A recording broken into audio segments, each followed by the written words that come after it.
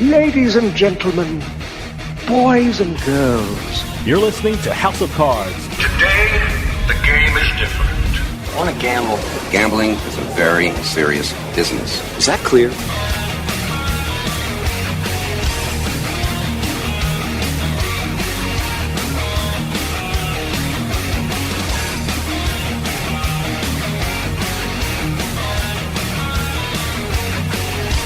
Welcome to House of Cards. Dave Weishuttle with you here, deep from the swamps of Jersey. We got a great show coming up for you. Sports betting isn't just popular in the U.S., it's huge in Canada as well. Just recently, Canada allowed single event betting, and it seems like Canadians got the sports betting fever. Huge deals are being made between gaming companies as well as sportsbook operators and Canadian professional sport leagues.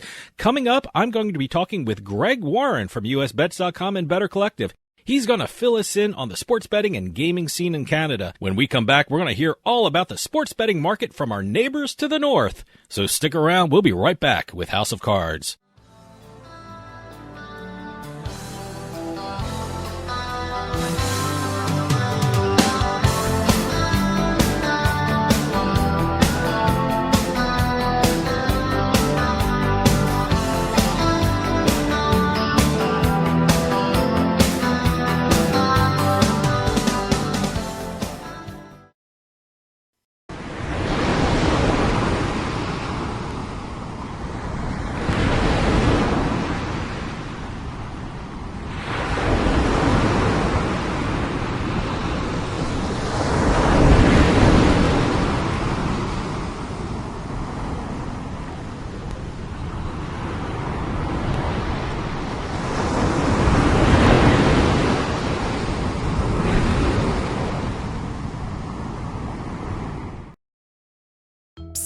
Yeah, you, come here.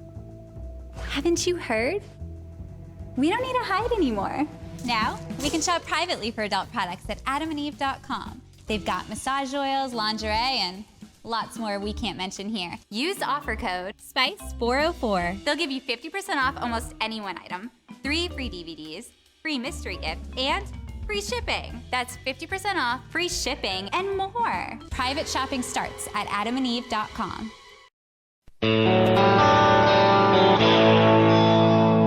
You're listening to House of Cards.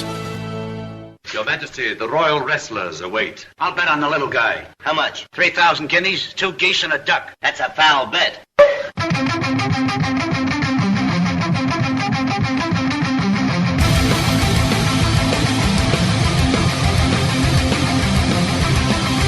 Welcome back to House of Cards. Dave Weishuttle with you. Sports betting isn't just popular in the United States. In fact, some of the most interesting news stories about sports betting are coming out of Canada. And our next guest knows all about it because he writes about the biggest news stories coming out of Canada. From Better Collective and USBets.com, we have Greg Warren on the line. Greg, thanks for joining us.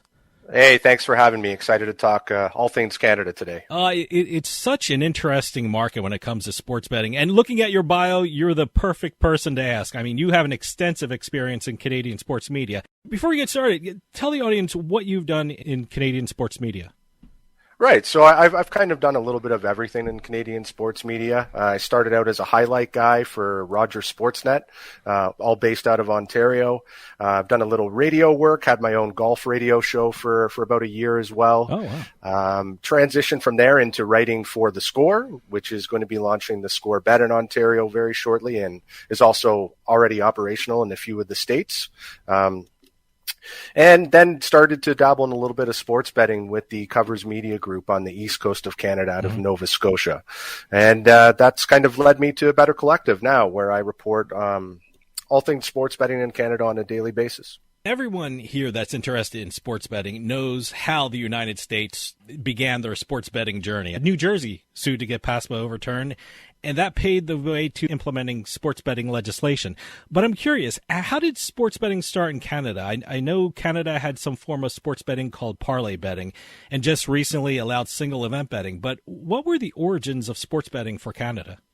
Right. So it is drastically different from the United States. And kind of the major difference in Canada is that we already have a mature sports betting market here, and gray market operators have been basically wooing Canadian bettors for the better part of 10, 15, 20 years. So there's already an established sports betting market in Canada. We also have a tribal sports book, predominantly Sports Interaction, that's been operating in the province, out of the province of Quebec and specifically in the province of Ontario. They have their own license to operate in Canada. So a lot of people have been sports betting for a very long time through Sports Interaction, and of course offshore with sites like Bet365, Betway, etc. So the government, though, we've had a game called ProLine. And it's operated from coast to coast, very, very popular in Ontario and especially in the Atlantic provinces. And that's been a sports game that's been around for a long time now in Canada, where sports bettors had to predict at least 3 outcomes, so parlay style betting. Very, very popular, particularly with NFL and especially with NHL in Canada. So everyone's already familiar with how to bet parlay style here in Canada. But of course, the news of single game wagering is really a home run for Canada now. Now, here in the U.S., sports betting is regulated by the individual states. How is Canada sports betting set up?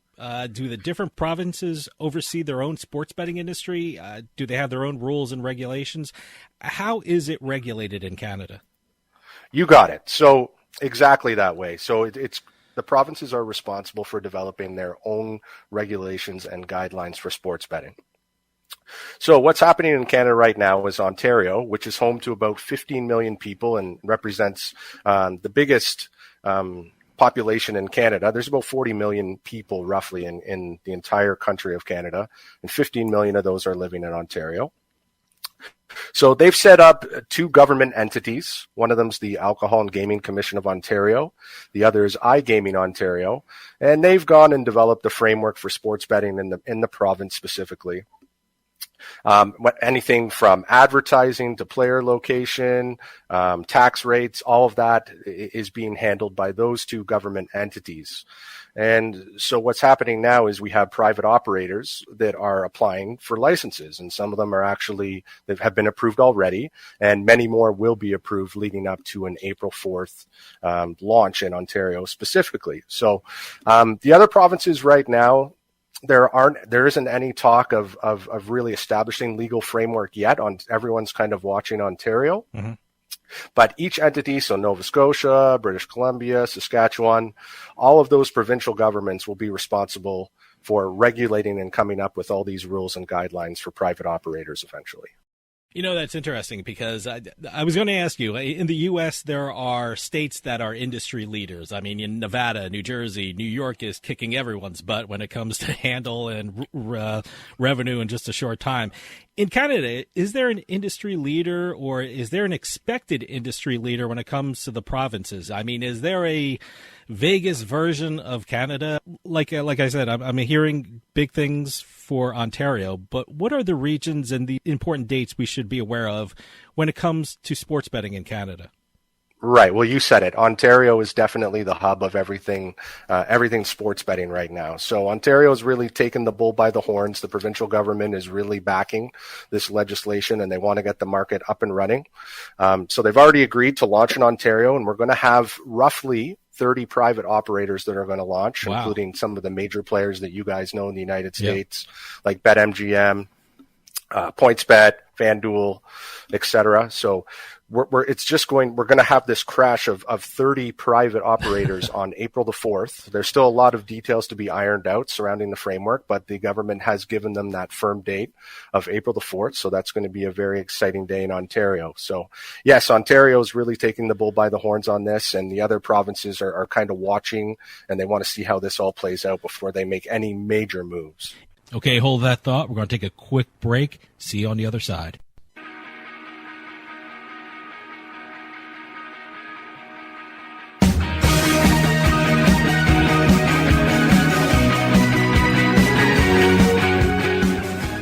We'll get back to the show in a few moments, but I just wanted to take some time and tell everyone about Bean Genius, the smart specialty coffee subscription service.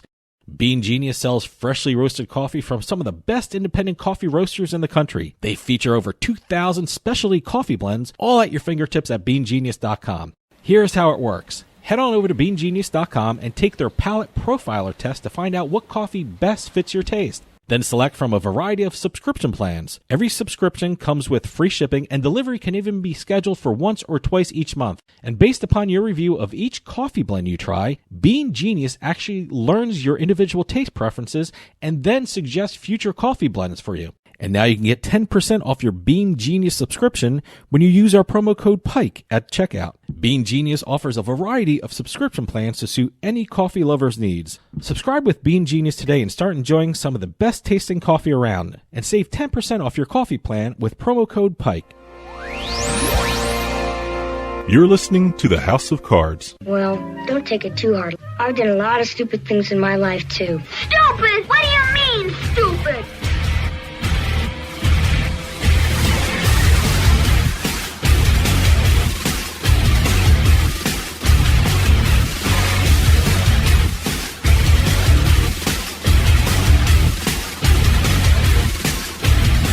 Welcome back to House of Cards. Dave Weishaupt with you. For those of you just joining us, I am talking with Greg Warren from Better Collective and USBets.com. In Ontario, do you expect them all to go live at once? Is there going to be a staggered opening? Are some ready to go and some not? How is that going to look on April 4th?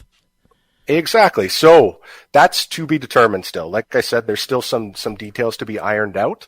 Right now, PointsBet Canada and the Score Bet have approved licenses. They've publicly announced it. There's also a company in the iGaming realm called Rivalry that has an approved license as well. So right now we only have 3 approved operators, but we're expecting in the days, weeks, and coming up here that we're going to have more announcements, and we're going to find out exactly how many of these private operators are going to be able to launch. So we don't know if it's just going to be, up to 20, 30 companies launching on April the 4th, or if it will just be a select few. We still don't know. What do you expect going forward with the different provinces in Canada? I mean, here in the U.S., there are so many different rules and regulations that could vary from state to state. One example I always throw out is collegiate sports. Some states don't allow betting on colleges located within their borders. Some states don't allow betting on collegiate events taking place within their state. And then there are other states that allow college betting on teams, but no prop bets on their athletes. What kind of limitations are there for Canadian sports bettors, and how do you think that the rules and regulations are going to vary from province to province? Right. Okay. So that's a really tough question. What I can't speak about is what I know regarding the Ontario situation right now, because they have ironed out some of those details. So pretty much everything is fair game except for any sports that involve amateur athletes, specifically athletes that are under the age of 18 years old. So it's a big no-no to bet on minor hockey. So junior hockey is very popular in the province of Ontario. So that's a big no-no. So you won't see any of the sports books offering odds on anything like that. Everything else is fair game. And I don't really see, we don't know because the other provinces haven't developed any framework for their sports betting yet specifically. But what I will predict is that everything should be fair game. I don't think it's going to vary, say between Ontario and Manitoba, as far as what the offerings will be for bettors. I think that will kind of be more of a Canada-wide thing, and I think a lot of the provinces will piggyback off of the framework that Ontario uses, and you probably won't see too much variation. Again, that's an educated guess because we don't have the framework, but that's what I think will happen. Now, you mentioned some of the books coming to Canada. Is there one book that everyone feels will be the dominant book in the country, or do you think it'll be different from jurisdiction to jurisdiction? I mean, I'm sitting here in New Jersey, and there's a Caesars commercial on every 5 minutes. When coming out of Philadelphia, there's a PointsBet commercial coming out every 5 minutes. It seems like every sports book has a dominant area. Do you think there's going to be one sports book that will really do well in Canada? Yeah, so we're heavily influenced by the United States and all of the advertising campaigns there. So I think the usual players, DraftKings and FanDuel, they're going to be huge. They're going to bring offerings to the table that nobody in Canada has seen before. PointsBet is making a huge push in Canada. They've announced all kinds of interesting region-specific partnerships with Alpine Canada, with the NHL Alumni Association. And also with the Trailer Park Boys. I don't know if you guys have ever seen that hit comedy TV series. Very popular here in Canada. Very funny guys. So I think those three are definitely going to do well. Caesars already has a casino in the Windsor area, right across the border from Detroit. So I could see them doing quite well in the region as well. But it's tough to say. There's a lot. There's a lot to be determined on that front. An interesting operator from my perspective is The Score Bet. The Score has been operating in the Toronto area as a media outlet. They had a TV cable station for a long time, and now they've kind of morphed into the digital side of things. They have a very popular sports app worldwide. I have it on my phone. I love it. There you go. Yeah. So the Score, I think they're an interesting one. They already have quite the following in Ontario. So I think they'll also do quite well if they can convert their users on the sports app into their sports betting app, which I think they shouldn't have too much of a problem doing. Do you think that one sport is going to be the most popular in Canada? When I think of Canada, I think it's got some of the greatest hockey teams and hockey players around. For the U.S., NFL is king when it comes to betting. But then there are always some strange sports coming out of, like Colorado and Oregon. I have no idea why their top 5 bets are sometimes on table tennis. It's always one of the top 5 sports that they bet on. Only in Colorado and Oregon. I don't understand that. But for Canada, is there going to be one sport or one interesting sport that maybe the U.S. won't be betting on that Canada will bet on? Sure. So here's what people are betting on in Canada. NFL number 1 by far. Really? Okay. Yes, Canadians love their football. Also, our own football league, the Canadian Football League, the CFL, very popular with bettors here too. So we have the CFL season runs from the late spring through the summer and into the fall. So it kind of takes the spotlight here in Canada while the NFL has their off season. Obviously, hockey is huge. People love to bet hockey all across the nation. And something that's a little more region specific, I would say, that's very popular to bet on is curling. Oh, okay. And especially with the Winter Olympic Games right now, curling has been wildly popular, and there's a few nationwide tournaments that get a lot of play as well. So I know particularly on the East Coast and the Atlantic provinces, curling is very popular, and also in the prairie provinces like Manitoba and Saskatchewan, very, very popular CFL and curling. So yeah, those are kind of niche sports that will get a lot of attention from Canadian bettors, and any of these sports books that are coming in from internationally or from the United States, they'll definitely want to take note that those are important markets to attract Ontario's bettors and bettors in the rest of Canada. How important will mobile sports betting be in Canada? I'm in a state, New Jersey, where mobile sports betting is about 90% of the handle. But in some states like Mississippi, they have sports betting, but they don't have mobile sports betting. What is it like in Canada? How important will mobile sports betting be for the entire sports betting industry in the country? Absolutely. So Canada is going to follow the trend of everywhere really right now. Mobile sports is going to be pretty much everything. Right now, people using the ProLine games, you're able to bet on single games using ProLine right now. They also have a retail operation, so they have over 10,000 locations across Canada where you can go in. It's typically in convenience stores or gas stations that you can go in and fill out your ProLine ticket manually or using an app builder. So retail will be important from that perspective. I think you'll definitely see some sports books popping up, particularly in Ontario in the border towns, so the Niagara Falls, Buffalo region, and of course, we already talked about Caesars in Windsor right near Detroit. I think those are two ideal spots where you're probably going to see the first sports books in Canada where people will actually get that Vegas feel. I know that's something, just speaking to a lot of bettors in Canada, that they're really looking forward to. I know a lot of people take the trip south to Vegas for March Madness or for the Olympics or for college basketball playoffs. Just to go and enjoy the sports books down there. So yes, the retail portion I think will follow after the mobile applications, and will do well, but mobile is going to be where the bulk of business is done here in Canada. Earlier in the interview, you mentioned offshore sportsbooks, and it's interesting. This morning, I just heard a commercial for a sportsbook here in New Jersey, and they stressed, we're more safe and secure than offshore sportsbooks. I'm very curious, what is Canada doing about offshore book? They're in the sports betting business now, and I'm curious about what they're saying, stay away from the offshore books, come give us your money. What is the relationship now between Canada and the offshore books? Right, exactly. So the offshore books have been able to function here for a long time.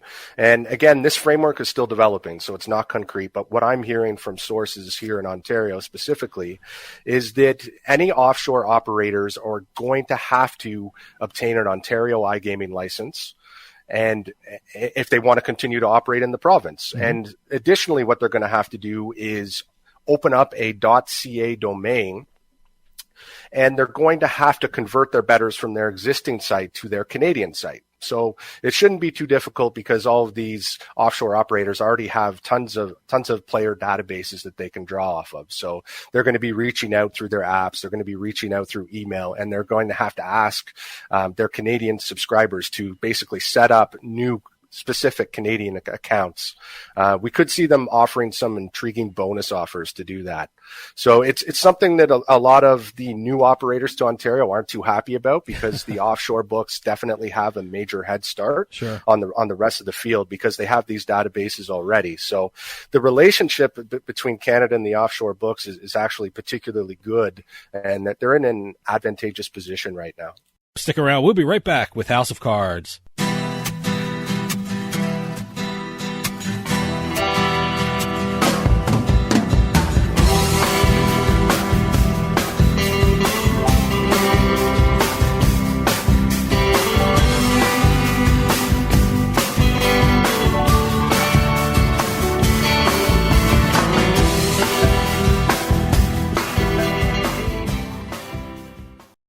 Today's trip down the turnpike is brought to you by Drizzly, your online liquor store.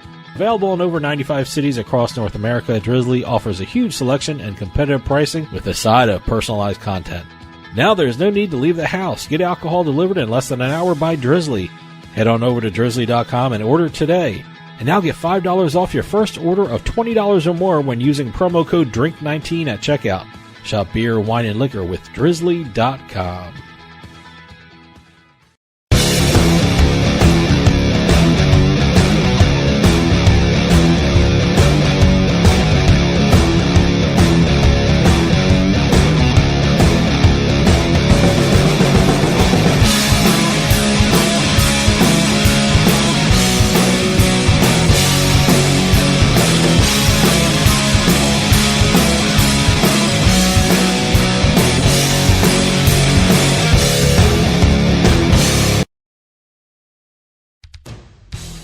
Hey, this is Dave Weishuttle from House of Cards with your House of Cards gaming report for the week of February 28th, 2022.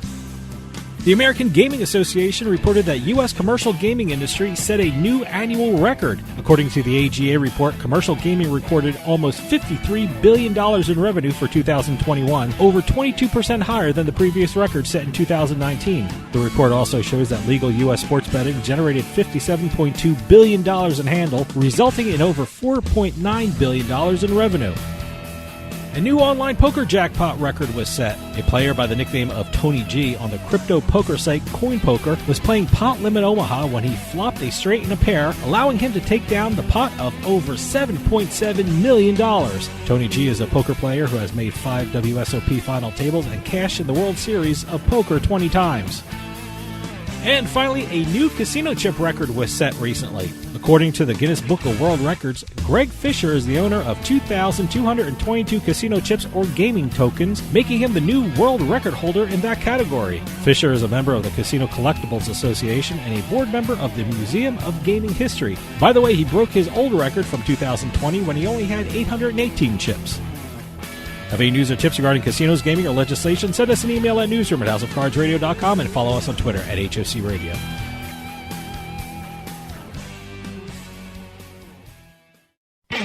You're listening to House of Cards. Check out our website at houseofcardsradio.com.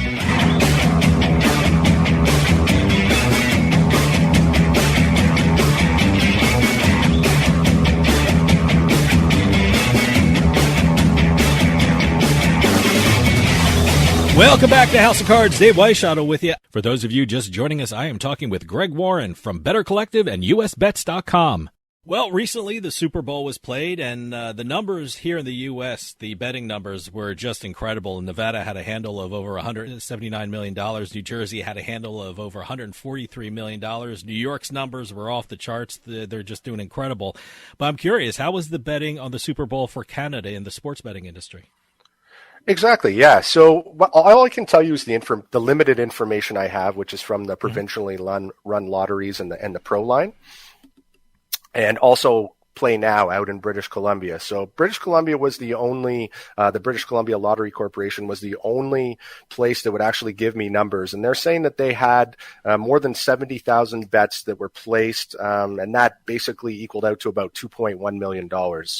Out on the east coast of Canada, the Atlantic Lottery Corporation, they reported that they had a record this year. They didn't want to give specific numbers. And same with Ontario. They said that the Super Bowl was very, very good. It was way better than any playoff games or the Grey Cup that they had. But they didn't specifically want to reveal any handle numbers either. So the general consensus in Canada is that it was record-breaking from coast to coast. Wow. And out in BC, the previous record for them, I believe, was just over $1 million.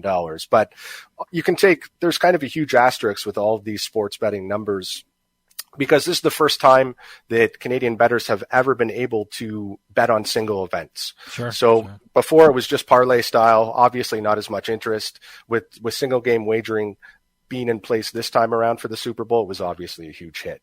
Well, I got to ask you about another huge betting event that's coming up in the U.S., and that's March Madness. What are the expectations for Canadian sports betting industry? When it comes to that event, it's mainly U.S. colleges and universities. What are the expectations for March Madness in Canada, and are you expecting something along the lines of another record-breaking event like the Super Bowl? Right. So unfortunately, a lot of the private operators were really pushing to get that date.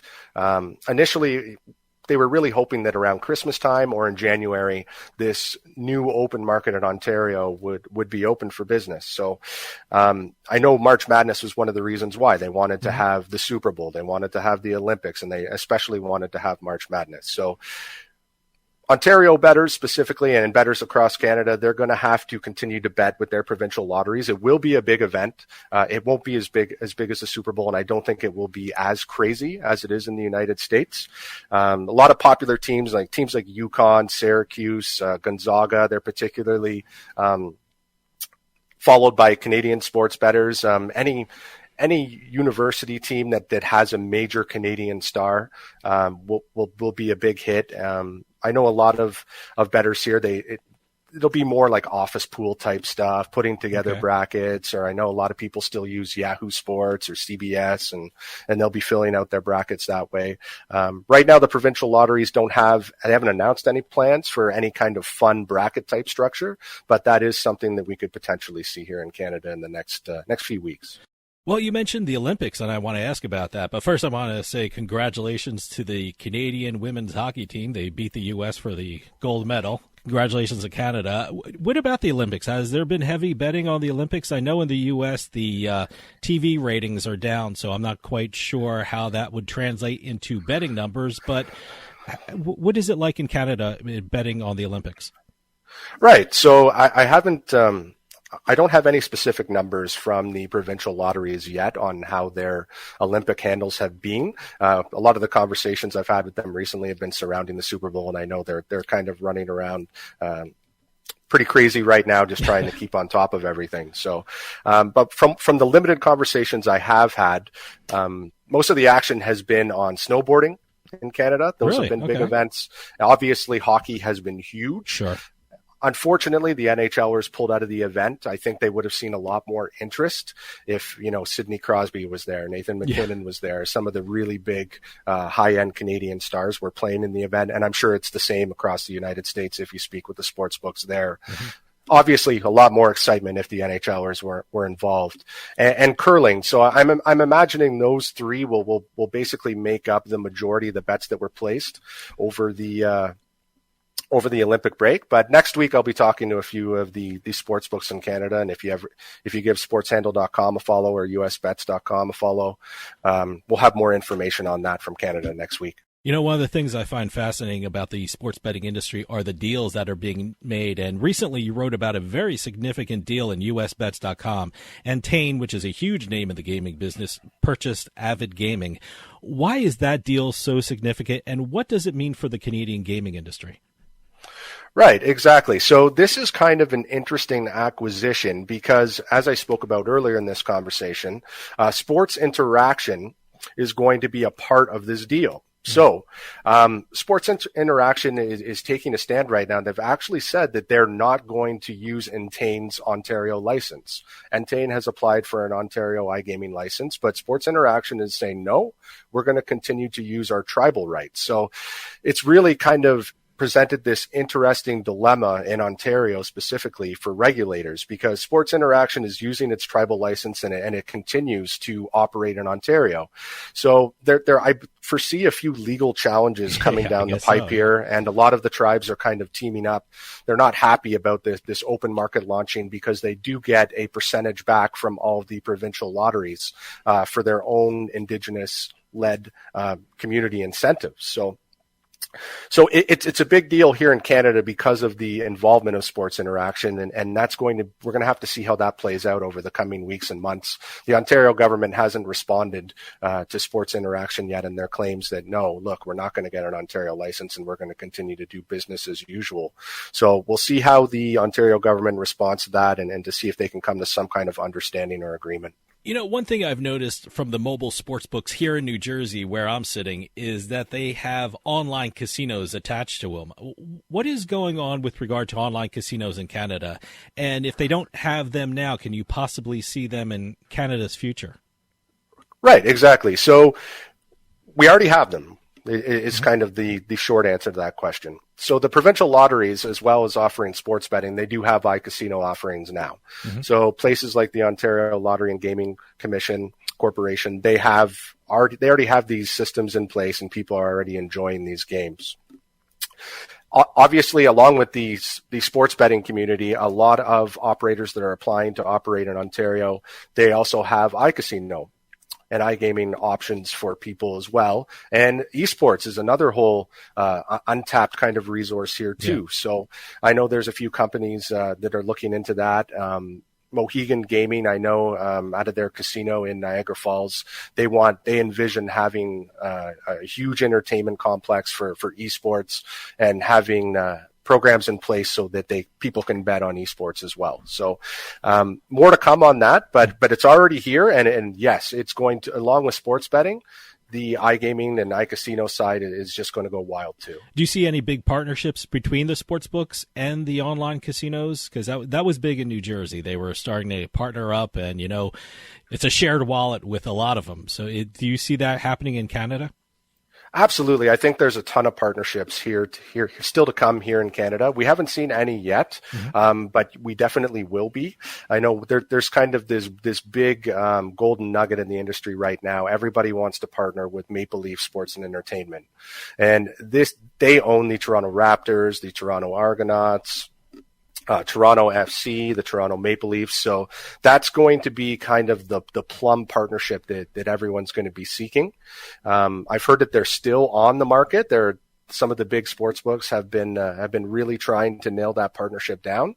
But I am hearing that they're still on the market and entertaining offers as we speak. But I anticipate some big news with MLSE probably in the next few weeks here. See, I was going to ask that. I mean, are there any big deals coming our way pretty soon? Is there anything down the road which is going to be huge for the Canadian gaming industry? That's right. So yes, definitely MLSE. Rogers is also another big contract. They own the Toronto Blue Jays. So that'll be another partner that a lot of these sports books and iCasino companies are going to be seeking. Obviously, Rogers too. They also have affiliations with some of the hockey teams on the West Coast in Edmonton and BC as well. So yes, the two big ones will be MLSE and Rogers. Now, I know one of the big issues for the gaming industry in the U.S. is responsible gaming. I know the American Gaming Association is really involved with that, as well as the professional leagues and the sports books. What is Canada doing with regard to responsible gaming? And is it a countrywide movement? Is it coordinated by the different provinces? How are they dealing with responsible gaming? Exactly. Yeah. So this is actually a huge talking point right now in the industry, and rightfully so.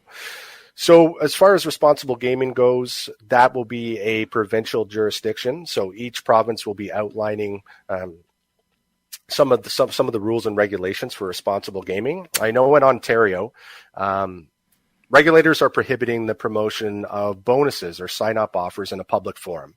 So you're not going to see a billboard or let's say like a PointsBet or a FanDuel putting out any kind of direct bonus information on Twitter, on Facebook, TikTok, or putting up a big billboard in downtown Toronto announcing, some of the bonus or deposit matches they might have. So you're not going to see anything. So really? They're also implementing a province-wide exclusion program. So if you report yourself as a problem gambler or somebody else reports you on your behalf, you're not going to be able to open or use accounts with any of the private operators in Ontario. So let's say you have a FanDuel account once they launch in Ontario and you report yourself as a problem gambler, you're not going to be able to open an account with the ScoreBet or PointsBet. It's just not going to happen. So those are some of the things that are being discussed and are in the framework right now. But the onus will be on the private operators to teach people how to bet and how to educate them on safe, responsible gaming practices. I was speaking with Nick Sulsky over at PointsBet Canada, and he said he wants to use his NHL alumni partnership to really hammer home his responsible gaming aspect for PointsBet this year. He's going to use some of the ex-hockey players to basically run some educational platforms across the province and to help people out in that respect. Greg, we're running out of time, but can you give out your website where people can go and read your articles, and also give out your social media address so people can keep up with what you're doing? Absolutely. So you can read anything that I'm writing about on sportshandle.com. I also appear on usbets.com. You can find me on Twitter at GregWarrenBC. And so if you ever feel free to reach out if you have any questions regarding Ontario or Canada, anyone that's listening, and lots more to come from us here in Canada. Greg Warren from usbets.com, Sports Handle, and Better Collective. Thanks so much for coming on and giving us an update about what's going on in Canada. It's a very interesting gaming market and sports betting market, so please come back on and keep us updated about what's going on in Canada. Thank you so much for your time. Thank you, guys. Take care. Stick around. We'll be right back with more House of Cards.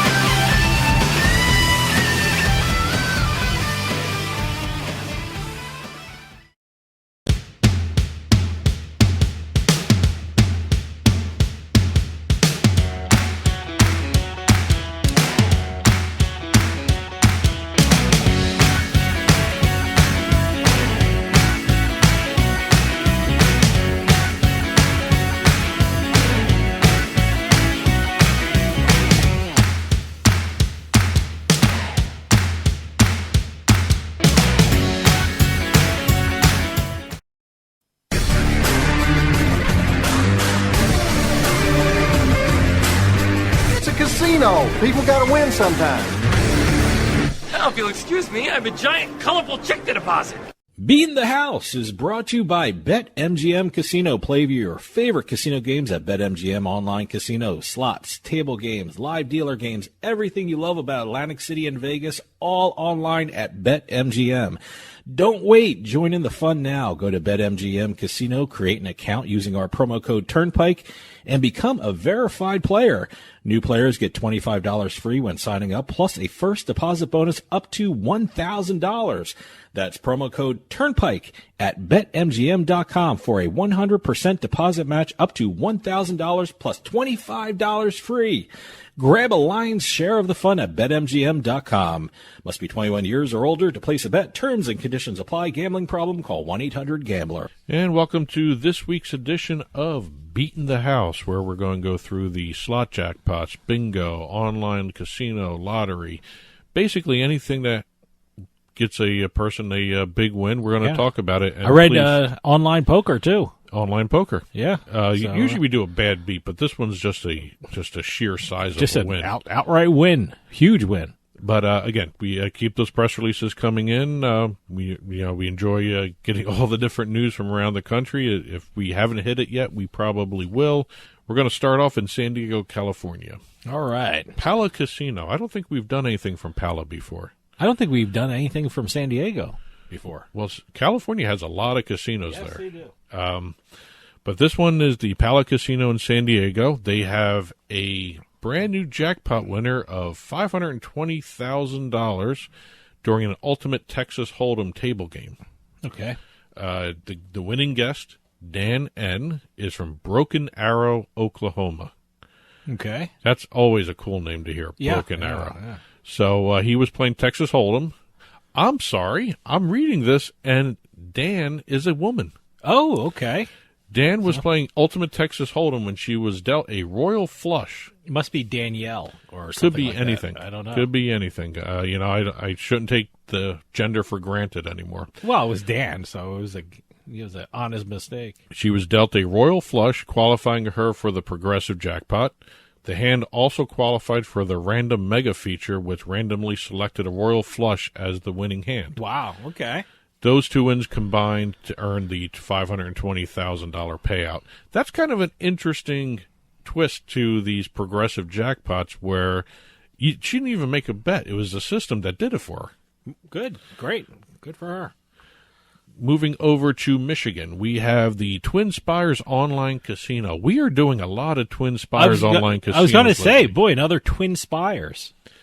Usually, a couple of them we did. I think it was Pennsylvania. Did we have one in New Jersey as well? Or? We had a couple in Pennsylvania. We actually had one in Michigan a while back. I keep saying this every week, every time I hear Twin Spires, but I definitely have to check out Twin Spires because what kind of jackpot was this? Michigan player Laura H. Okay. I know that's a female. All right. Got the surprise of a lifetime when she won $100,000 on the Green Machine Deluxe. Which is, I'm assuming, a slot machine? Is that a... Yes, it is. Okay. It's the largest jackpot to date on the Green Machine Deluxe for Twin Spires. Okay. And it's also the third $100,000 win in 2 months at Twin Spires Online Casino. And I'm talking nationwide. Well, that's what I mean. Twin Spires is giving out a lot of money, which is great. I really have to check this out. I had to take a look at this Green Machine Deluxe, and according to Twin Spires, Green Machine Deluxe is a simple yet spellbinding 5-reel, 3-row slot game from High Five Games. I always love that marketing material. It's spellbinding. Well, the Green Machine Deluxe uses a bare bones theme with old-fashioned graphics set against a plain dark green backdrop. Basically, it's the color of money. Okay, all right. No pay lines whatsoever, and the only symbols you find representing cash prizes or bonus triggers, and you win no matter what reel they land on or what line they land on. Okay. So, I guess that's a good thing. They got rid of the money lines. All right, yeah. Well, certainly, like you said, it's an online slot machine. Pay lines, I should say. Money lines are betting terminology. Yeah. But, yeah, no, like you said, it's an online slot machine, so I'm going to check it out. We're going to make our way east and go to the Virginia Lottery. All right. Sharon W. of Virginia Beach won $129,912 playing the Monopoly Progressive Jackpots online instant game. Another variation of the Monopoly game. Yeah, Monopoly's everywhere. I think there's at least 50 of those. I don't know. I mean, Wheel of Fortune has almost 100. Maybe You go onto any gaming floor or any online casino, and Monopoly is everywhere. Well, Monopoly Megaways is everywhere on the online casinos. Yeah. This is the Monopoly Progressive Jackpot. And this is one of the online instant games at the Virginia Lottery Online. Okay. That's a cool site. If you ever get a chance, take a look at it. It's kind of a fun lottery site. I can't say it's a casino site, but it's a lottery site. Moving up the shoreline, we're going to New Jersey now. All right. GoldenNuggetCasino.com, the online version of Golden Nugget. Is that still the number one online casino in New Jersey? They've been given a. I have to take a look at that. I haven't seen them mentioned for a long time. They have been number one in New Jersey. So I still think they are. It's a great probably are. They are probably the most adept online casino company. I apparently have an account there because I keep getting newsletters from them. So I have to check to see if I still have an account there. New Jersey has so many online casinos and online poker and online sports books, you have trouble keeping track of where you have money and which area and where you have accounts at and things like that. Well, according to the New Jersey Division of Gaming Enforcement, there was a $100,000 jackpot on February 12th playing Scientific Games RR Pots of Gold. RR Pots of Gold. It's an Irish-themed kind of thing. Okay, all right. Is that the one with the leprechaun? It's one of the ones with the leprechaun. Yeah, there's a lot of leprechauns out there. So that happened on February 12th. On February 11th, according to the New Jersey Division of Gaming Enforcement, BetfairCasino.com in New Jersey had a $149,125 jackpot from Net and Gaming's Mercy of the Gods Touch. Okay. That's another one, New Jersey. That's an ancient Egyptian. Yeah, we're in New Jersey for the next couple here. Betfair Casino, huh? Yep. All right. That's the sister site of FanDuel Sportsbook. I was going to ask that. I know they were connected to a sportsbook somewhere. And staying in New Jersey just for one last entry, according to the New Jersey Division of Gaming Enforcement, from January 1st of this year to recent, to date, 168 jackpots of over $50,000 each have been handed out. A total of $15,884,000 have been paid out by online casinos and brick-and-mortar casinos in New Jersey. I was going to ask that. Is that online and brick-and-mortar? It's both. So, all right. Okay, now here's the poker jackpot that you had teased at the beginning of the segment. Yeah, it's a crypto thing, isn't it? Crypto-based poker platform Coin Poker. A player who goes by the nickname Tony G. And this is the release. Just destroyed the world record for the largest poker hand ever won online. That's what they put in? That's what they put in. Just destroyed, huh?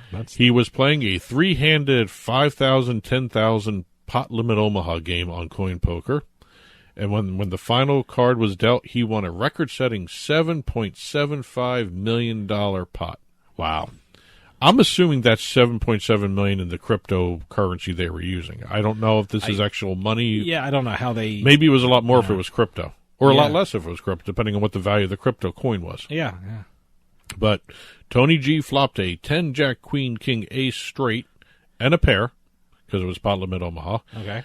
While his opponent was chasing the nut flush and a full house after flopping 4 to a flush and 2 pair. All right. Poker fans, if you understood that statement, God bless you. I did that. I mean, it sounded like a very interesting hand. It was... Well, the problem is, I don't know how you really couldn't. It was online, so you really couldn't follow it like on TV or anything like that. And so. I don't know how fast they dealt the cards on these things either, because some of the sites dealt them. Well, I play a lot of online poker, and I would assume it's done similar to the real money. Well, this is real money, but the real money New Jersey online places. Well, I was reading up on this, and he was involved in the previous record pot. Who, the guy that Tony won the G, record? but on the losing side. Oh, okay. So he's been involved in some of the big time poker pots on, I guess, crypto based poker sites. Okay, all right. So, and last but not least for this week, we've got a double win at the Virginia Lottery. We're going back to the Virginia Lottery. A pick 3 double win. A double win. Yes. Okay. Jalen Taylor. A double win by one guy? By one guy. By one guy, okay.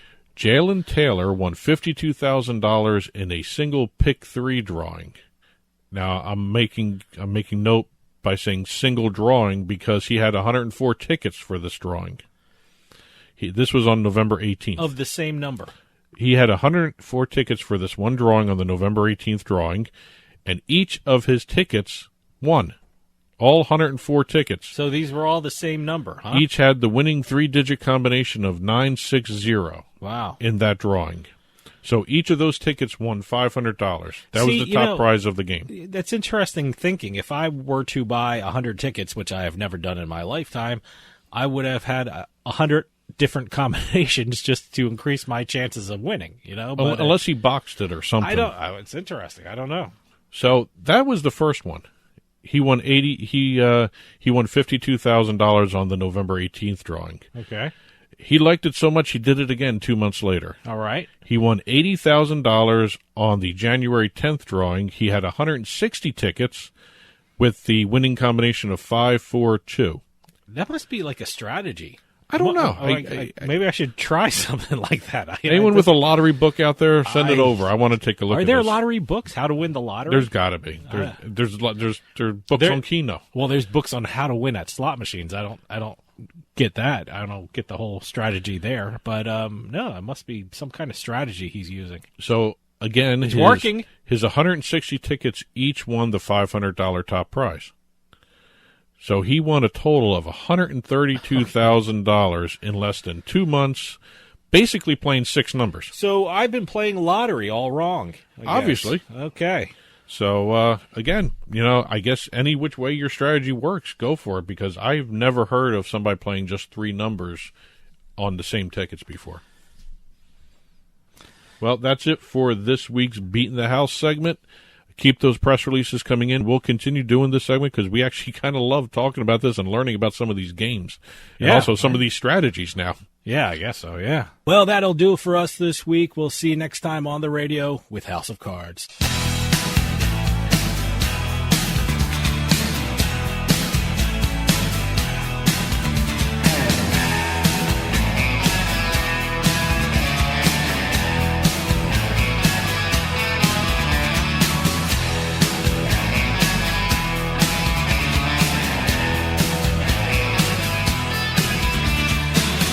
Drag us far with shame across the desert plain.